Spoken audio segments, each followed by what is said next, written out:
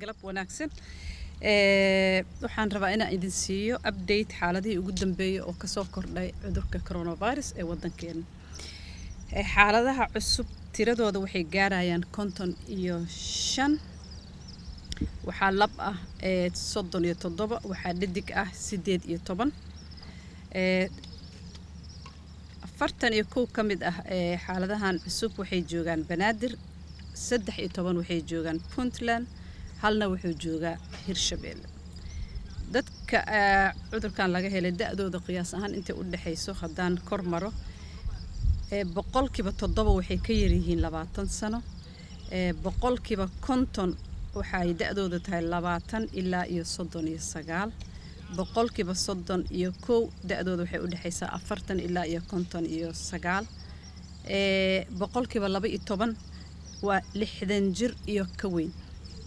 tirada guud ee dadka laga helay wadankeena waxay gaaraysaa isugu tagaysaa 928. dhimashada waxaa soo kordhay 5 xaaladood Allah u naxariistay waxaa geeriyooday 5 qofood. tirada guud ee dhimashadana waxay noqonaysaa 44 qofood. waxaa ka bogsaday 19 qofood. walaalayaal cudurkii waa faafaya saad arkaysaan maalin walba maalinta ka dambaysa nambarkii waa sii kordhaya.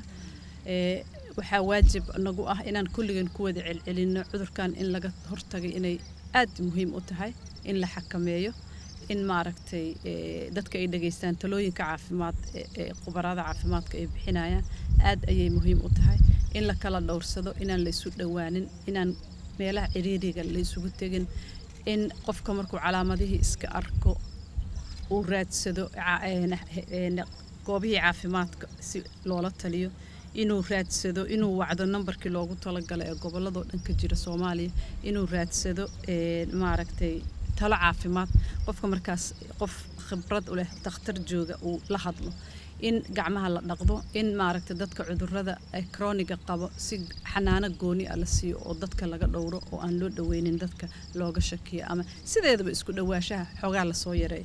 waxay nooga baahan tahay taxaddar zaa'id waxay nooga baahan tahay inaan gacmaha isqabsano oo hal jaha aan ka soo wada jeedsano.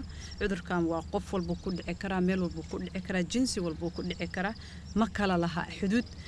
waxa kaliya lagu xakameeyo dawlado waaweyn ku guuleysteen waxa waaye inay maaragtay sameeyaan inay xakameeyaan oo socodka yareeyaan oo diyaaradihii celiyaan oo isu socodka iyo meelaha buuqa la celiyo in waxa hadda la qaybiyaa ay dawladda ku dadaashay iyadoo kaashanayso hay'ado kale in la sameeyo afxirka mask local ah dadka loo qaybiyo. waxaan isku dayeynaa inaan badino oo markaas aan dadka si adag ugu adkaynaynaa ugu waaninaynaa in qofka markuu baxayo ama gaariyada raacayo gaadiidka dadweynaha oo ciriiri ah aan ognahay ama uu marayaba meelaha qaarkood inuu afka xirto inay tahay wax aad iyo aad dhaqaatiirta ay uga shaqeeyaan.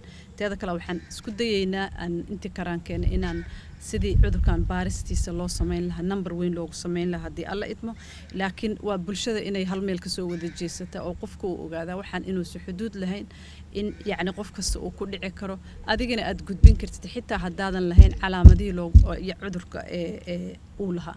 marka insha Allah tacaala waxaan noo rajeynaa khayr ilaahay cudurkan aafadiisa dhibkiisa uu naga haayo. Assalaamu calaykum waraxmatullaahi wabarakaatuh.